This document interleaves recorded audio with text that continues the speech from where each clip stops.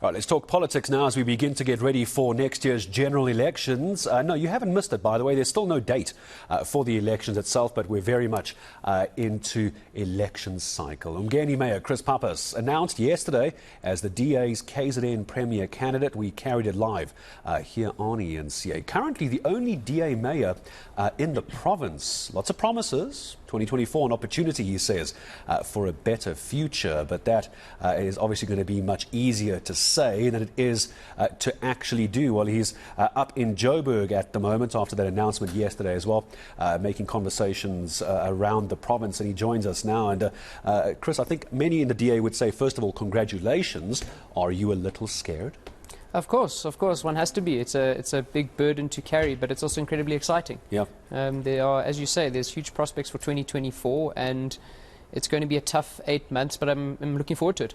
When did you get the call? Who gives you the call? So the call comes from the provincial leader to say that the process has been successful, and it's sort of at that time that you realise, sure, you know, it's a lot closer than what you think. Is it easy for you to imagine a scaling up of what you're doing now? Because there is some criticism, not just of KZN, but any party in opposition. It's one thing to be what some are calling armchair politics or armchair politicians. It's easy to criticize. It's quite a different story to lead. There is a transition, and it is difficult to change your mindset going from opposition to government. But I think I'm part of an organisation that has done it numerous times. So we have what is called the governance unit in the DA, and it's a structure set up internally to support people like myself and others, mayors, premiers, with the transition. But also, I'm not new to this, you know. So I've been in the biggest metro, I've been in the provincial legislature, I'm now a mayor of a municipality, so I've led at different levels. And you learn along the way where the challenges are, where the bottlenecks are, what to expect, what to do first, what not to do first. What do you not do first? I think there's an expectation that you go into government and you start firing people. You start breaking down the structure completely, as if the whole of government is your enemy, or the whole of government has led to some sort of regression, and that's not wholesale true. You have to do a proper deep dive into where are the good things and where are the bad things, and then you have to make compromises. You cannot tackle everything at once, and you have to rank them. You have to prioritize. You say, what is the most important in terms of getting this mechanism, this huge beast, to be able to be moved in the right direction? Some criticism. I mean, you'll know this. You're a politician. I'm sure you have people who look at social media. So let me ask the question that was the elephant in the room yesterday. You're white, you're young, and you're in KZN. It's amazing. And I'm still elected as a mayor in a municipality that has 75% black people. So I think, you know, I'm a product of our democracy.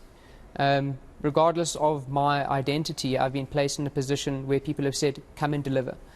So I think maybe that is a sign that South Africans are looking for someone or something that delivers on our basic needs, rather than a perception that race is the thing that people vote on primarily. It is an important topic. It is something that I have to confront, but my job is to convince people that in a new South Africa, regardless of whether you're a male or a female, if you're black or white, if your message is credible and your track record is credible, then it is to build trust, to be able to give me the power to deliver. The fluency in Zulu, I'm sure, hasn't exactly caused any damage. That must be pretty useful as well. I think many people you spoke to, I always remember this moment. I'm not too sure what the story was. I think it might have been the King's birthday, where you were talking to Siphamandla Goge and you broke off into the Zulu. Is that deliberate, or is that something that you've just always known Zulu from a youngster, or did you learn that because you were going into politics in KZN? No, I grew up with isiZulu. So you know, when there are more people to speak isiZulu to than English, people often ask, "How did you learn Zulu?" Yeah. Oh, I didn't learn it. How did you learn English? Yeah, you know, it's where you grew up. It's where I grew up. Yeah, Siphamandla was naughty that day because he started in English and then crossed over to Zulu. So you know that. But yeah, so it does help. I was explaining to someone the other day. It's one thing to speak. Many South Africans speak multiple languages. But I think it's understanding the culture and the emotion behind words that people choose. I often look at the word respect. The word respect in isiZulu is hlonipha. And it has a much deeper meaning in isiZulu than it does in English. So when you hlonipha in isiZulu, when you respect in isiZulu, it says something different. So when you can empathize, or when people can empathize with each other based on that language and the culture behind the language, I think that helps to build that trust, and it helps to get what people are really feeling in that particular situation. For someone who's having then grown up there, not just having now become fluent in the language, or you have been for many years, you, I'm sure above anybody, will be well aware of the contestation between the ANC and the IFP. How are you going to try and fit in with what is going on there? It's considered one of the most dangerous political provinces in the country. Where do you try and have conversations? Because you can't get the IFP and ANC in the same room necessarily. So where does Chris Pappas from the DA start to have those conversations? So I think there's a large part of the population in KZN that is looking for something different, something perhaps a little bit more vibrant, something that they're not used to. So we're not unaccustomed to changing our vote in KZN. We've had changes on government both at a provincial and at local government. In fact, at the moment there's more red and blue run municipalities than there are yellow run municipalities in KZN. So I think my role is to appeal to a young electorate. It's to appeal to an electorate who might have been disenfranchised, or who has now lost hope in the electoral system, to say that there is something different, and that in a small little corner of KZN, people did change their vote and it led to something different. There's many challenges still in my municipality, but there is progress. So it is to put that offer on the table, to say you used to have two options and now you have a third, and to go out there and convince people that the third is possibly better than both of the other two. Royal family, big influence down in KZN as well. Have you had discussions with the royal family? Obviously the passing of the late Prime Minister would have had a big influence on politics in the province, well, nationally I think one could argue as well. Where does the DA and the royal family come in? Do you need to talk to the royal family? I imagine with it being a predominantly Zulu province, you would need to do that. Yes, absolutely. I mean, the king is an integral part, or the royal family as a whole is an integral part. And it's a very complex society and very complex system. I sat down with Isilo Samabandla about, I think it was 2 months ago. He visited uMngeni, Howick. And, you know, the king is also trying to build a new name for the royal family. And he's set about to try and use that structure for the good of his nation, or for their nation. And it's interesting because much of what he talks about aligns with what I am also trying to stand for: something vibrant, something new, something different, changing people's perspective of an institution that perhaps people might have lost faith in, or perhaps maybe have lost some sort of encouragement that it can work. So yes, it is important that we continue engagements with not only the king. Will they give you their support? Do you know that? I think he's mentioned that he wants to be as impartial as possible. I think that is difficult in a province where government resources are used as a tool to mobilize traditional leaders as a whole. So it will be difficult. But I think that he's shown himself to be someone who's trying to do things the right way and things differently. So you're now the candidate, or you're the candidate for Premier next year in the province. What was the task from John Steenhuisen? Win this, or you're out? No. Of course, we always play to win. I mean, that's the goal.